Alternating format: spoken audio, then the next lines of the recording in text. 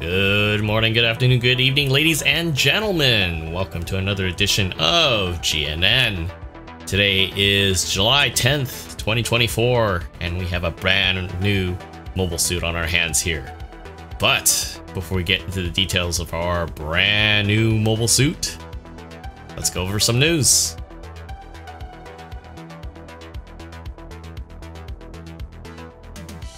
Alright folks, leading off, we have the pre-event for the 6th year anniversary of Gundam Battle Operation 2 ongoing. That started on the 26th of June and is ongoing all the way to the 24th of this month. So if you guys are unfamiliar, as you can kind of see the new suit down the bottom there, we just got the full armored Unicorn Gundam as leading off with that, plus some different things going on with the supply drops, as well as the pre-event celebration with a free pull, which includes 4-star suits, and also the limited special missions. Right now we are, I believe, on the tail end of that special mission, and I believe that is on the Char's Gelgoog. On top of that, we do have the anniversary logo as well if you log in. I'm not sure if that's a specific time, but yes.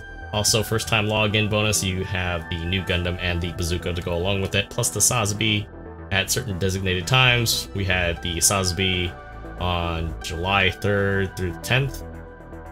So that is, I think, over. Now it is the Reg Z. And then once that is over, it's going to be both Jagdoga's Quest and Yune's particular suit as well. So without further ado, we have tonight's main event, the Engage Zero INCOM equipment type, which is showcased, I believe, in UC Engage in the sequence where she's fighting alongside Titan units, and they're waylaid by a bunch of AUG squadrons. I think this is in context of them pulling out of Augusta. So this is like Eastern Europe, Western Europe. I'm pretty sure somebody's going to correct me on that. But the cool thing about it is, as with a boosted supply drop, we do have the lovely, lovely half off. So if you want to try to get this unique looking, pretty crazy looking suit, which somehow reminds me of the gigantic arm unit of a particular AOZ series suit, same thing. Can we get one, please?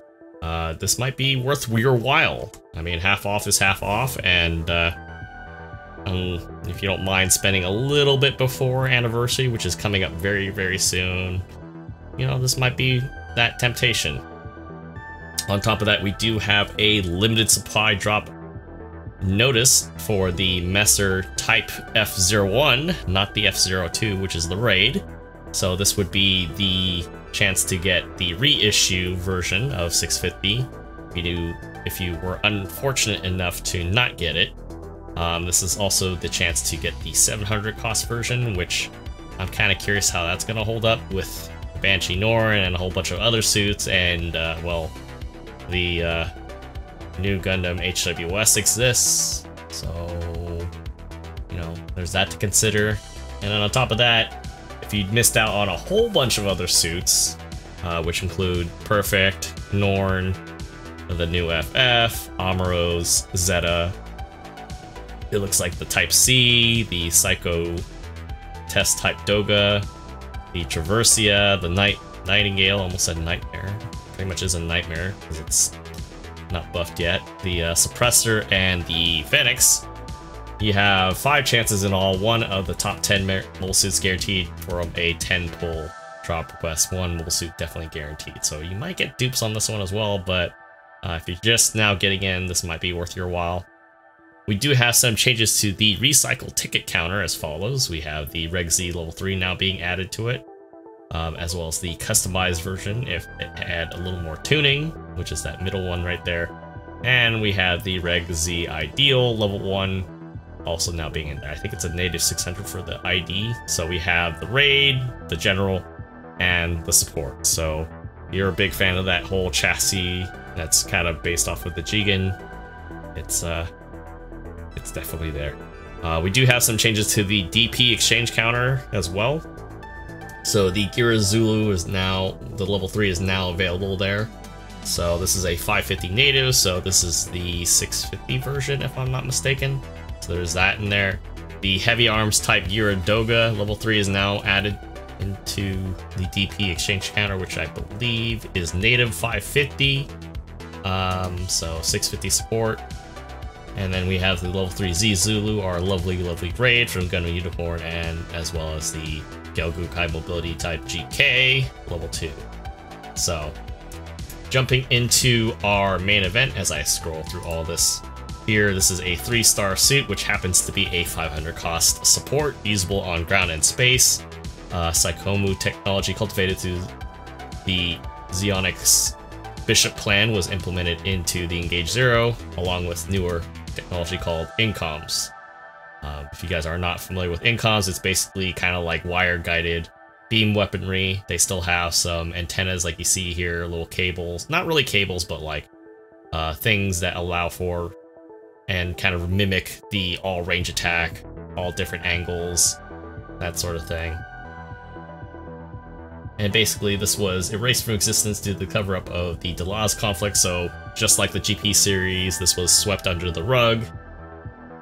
But this suit would eventually get transferred to Augusta New Type Lab, I believe, based on the cutscenes from me playing using Gauge.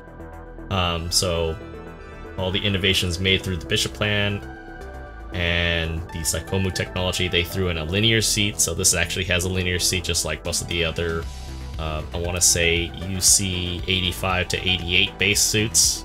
So everything has a linear seat now instead of the old traditional one-year war style 3 screens and that's it type of cockpit. And then the INCOM technology being added just makes it that much more lethal. If you are doing 10 pulls on this instead of just the discount, or maybe you just feel like it, you do get a chance to get her, I forgot her name already, but her normal suit as she's playing through, as she's going through Anaheim's stuff. God, her name is... Me forgetting her name is killing me here. I'm actually gonna open my game really quick, but she would be forever that pilot in that is related to the Engage Zero, and that is Pesce Montagne. I can't. It feels like it's French, but anyways, that is really cool. So 3-star support. Let's get into the nitty gritty, guys.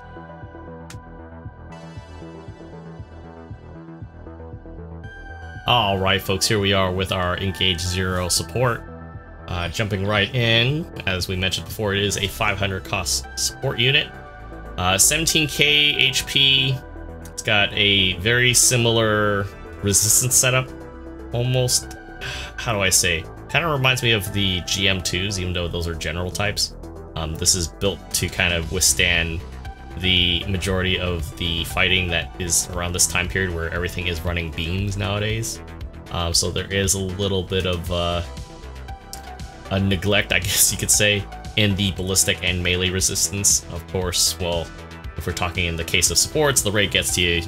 That resistance doesn't matter unless you're dealing with counter support fighting or just fighting generals and they happen to get close. So I could see that kind of helping out if you bolster that, but I do feel like bolstering the ballistic might be the play here.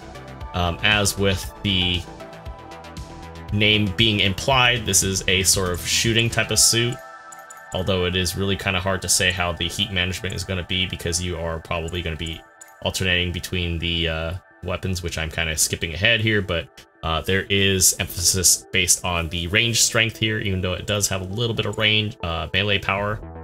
In terms of the movement speed, we're looking at 125, 185, walking and high speed movement respectively, which is pretty much kind of par for the course. I don't recall in my repertoire if we have any supports that are super fast, with the exception that is usable in grounded space to, I believe, the Wound Wart, which I believe right now still holds at 500, being the, I would say, most mobile type support out there, being 130, 190, as you can see there. Jumping back to our main event here. Sorry for the tangent there. It does come with quite a generous amount of thruster gauge, so you won't have to worry about, oh man, I'm gonna need to add some more. No, this has, I would say, plenty. If anything, probably turning and walking speed might be something that you might want to jump into, because it's already a small frame to begin with compared to, like, say, some of the other suits that are out there. Jumping into the primary weapon, it does have a 6-barrel mega particle cannon, which I believe, based on seeing this, it might be very similar to the Bishop plan, as it is sort of inspired by or derived of, so this may suggest that it's used in the same manner. You are able to focus, just like the Bishop, I would imagine, so I'm assuming the play is very similar. It only has 300 effective meters. The heat rate's at 38%, which it's for, I believe, both hands. So, you know, 6 barrels, that's, I think that might be a typo, but I don't know. But yeah, that's about, what, times 10, times 12? So you're looking at about 2,400 if all of them hit, which is not bad, and you can focus it for more damage. Overheat's not that bad either, 15 seconds. But yeah, 0.8 of a second in between shots with a 3-second focus is not very bad at all. But it is kind of up close there. 2,100 base power, 2.5 seconds on the Saber side of things. Obviously, this is going to be a last-ditch thing, but I think it's going to be quite powerful if a general unsuspectingly turns its back on the support there. It does have the head-mounted Vulcans, which, based on this, 90 power, 40 shots, 175 meter effective range with 8-second reload time. I almost want to say this kind of takes a page from the G-Gun and Gundam Mark II side of things, so it might not have a lot of rounds in capacity, but I think the rate of fire makes it really dangerous in that capacity to just unload those 40 rounds really quickly and just kind of just chip away significantly, especially if it is a general.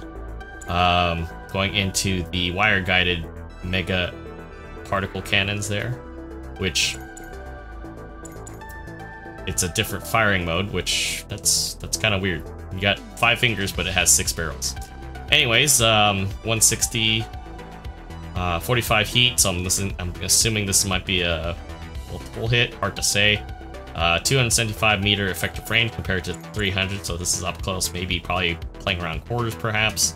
15-second overheat, so you are going to probably be juggling through your range weapons a lot, because your INCOM beam cannons, they're 60% heat rate, 600 power, or we'll say 1200 to combine both hits, 275 meters, 12-second overheat with a half a second cooldown time. So on paper, I think this can be pretty dangerous if allowed to kind of just do its own thing. But we'll see, because I know the raids are probably going to be coming out tonight. Going into the shopping list of skills, you got some pretty normal, standardized things you should expect out of a support. Radar, observational data link. This has anti-jamming too, so I'm not sure how useful that might be. I know a lot of people are starting to run, what is it? The Ifrit Jaeger, so that might be a nice counteractive option there, but who knows? We'll see if that, has any practicality in that sense. Like, it sounds good on paper, but we'll see if people are able to use it in that capacity. This is built for space as well, with the space affinity, so it has aerospace gimbal on there, anti-blast stabilizer, which is pretty neat for a support of all things, so definitely there. It also has a balancer, which is always a plus. Anytime I feel like playing a support, it has to have a balancer as a last-ditch thing. It's always very useful to have. Ambok level 2, so it turns a lot better in space, but if you tune it for more turning and moving, it's gonna be pretty damn annoying to fight against. Force Injector 1, this also has Overload. So kind of like the Gundam Mark III, the full armor Gundam Mark III, and similar suits that have a similar mechanic. This essentially recovers all your heat gauges. So if you purposely just do as much damage as you can, you overheat it, and you hit Overload, well, all your weapons are pretty much essentially ready, and then you're kind of left somewhat defenseless. You only have Vulcans and a Saber to kind of defend yourself, which is not exactly the best option, but as a last-ditch thing to kind of get that last kill or do as much damage as you can, that might be really cool. And then, of course, it has a back buffer, as expected. So I haven't tried this out yet, but based on what I've seen so far, and if you do tweak it in the right way, the best way possible, considering 500 is pretty crazy with the amount of suits that are out there right now, I can see this being kind of a pain in the ass. So let me know what you guys think.